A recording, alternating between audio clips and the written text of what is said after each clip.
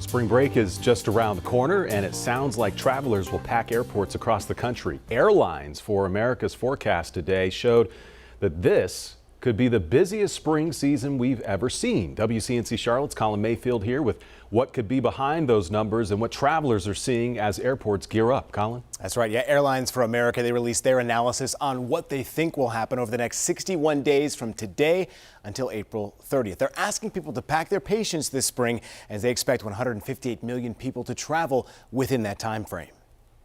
It's definitely gotten busier. Spring fever has already hit airports across America. Traveler Callie Rudd already witnessing the crowds as airports prepare for the spring rush. Security last week at 4 a.m. on a Monday was atrocious.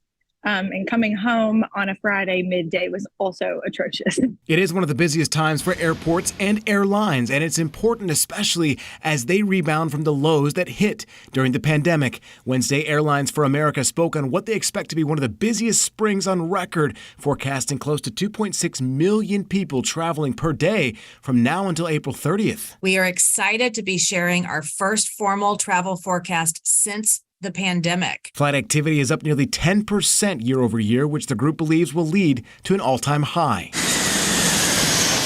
CEO of the Economic Development Partnership of North Carolina, Christopher Chung, he believes it boils down to access. Being one flight away from more and more destinations, that level of logistical convenience, that's an extremely attractive advantage to offer to companies. He says CLT may see a boost during travel times like spring as people filter in from around the area, even our neighbors in South Carolina, which can play into busier spring travel. You can access it. They're not flying out of Columbia or Charleston. A lot of folks in South Carolina, they're going to go to Charlotte because it enables them to reach more places faster and more conveniently. Something travelers like Rudd are still getting used to, but will have to expect this spring. It has gotten better because they've been able to keep up with that large influx of travelers that is definitely a lot busier than it was a couple of years ago.